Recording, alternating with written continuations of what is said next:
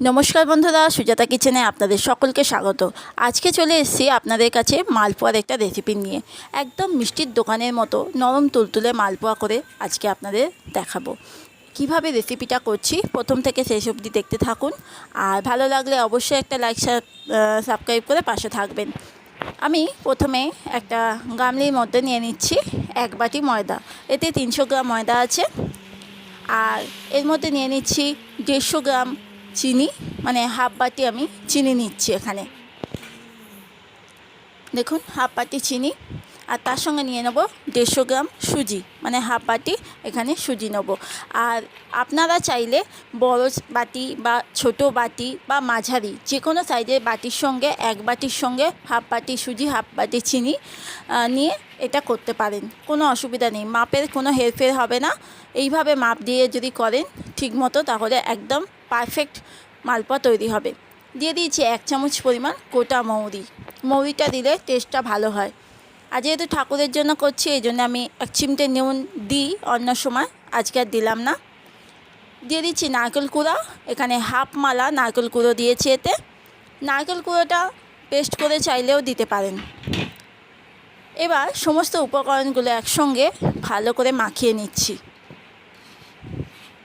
সমস্ত উপকরণগুলো ভালো করে মাখিয়ে আমি কিন্তু এটা পুরোপুরি দুধ দিয়ে গোলাটা তৈরি করব। যে ব্যাটারটা করব পুরো দুধ দিয়ে গুলবো। এতে আমি কিন্তু একটু জল মেশাবো না। আমার এই 300 গ্রাম ময়দা, 150 সুজি আর 150 চিনির সঙ্গে আমার 500 গ্রাম দুধ লেগেছে। আর দুধটা চাইলে আপনারা একটু সামান্য জল দিয়ে দুধটা ফুটাতে পারেন, তাতে একটু পাতলা হলেও অসুবিধা নেই। কিন্তু জল না দিয়ে দুধ দিয়ে গোলাটা করলেই খেতে বেশি টেস্টি হয়। আর দুধটা অবশ্যই এখানে উষ্ণ গরম দুধ দেবেন। দুধটা গরম করা হয়ে গেলে যেমনি উষ্ণ গরম দুধ থাকে, সেই উষ্ণ গরম দুধটা, ঠান্ডা দুধে কিন্তু এই গোলাটা তৈরি করবেন না। বা জল দিয়ে যদি ব্যাটারটা তৈরি করেন, তাহলে আপনারা এটার মধ্যে উষ্ণ গরম জল দিতে পারেন, অসুবিধা নেই। এবার আমি এটা অন্তত 15 মিনিটের জন্য ঢাকা দিয়ে রেখে দিচ্ছি। যেহেতু সুজি আছে, একটু ফুলে যাবে, ওই জন্য আমি ঢাকা দিয়ে রেখে দিলাম।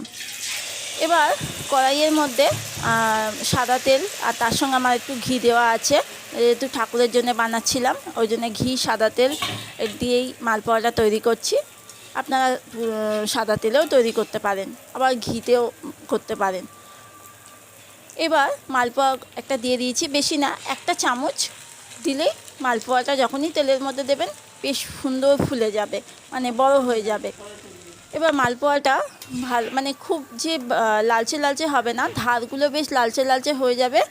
আর কালারটা সামান্য একটু চেঞ্জ হবে, তখনই কিন্তু মালপোয়াটাকে তুলে নেবেন। দেখুন, ধারগুলো বেশ লালচে লালচে হয়েছে, আর মাঝখানটা কিন্তু সাদা আছে।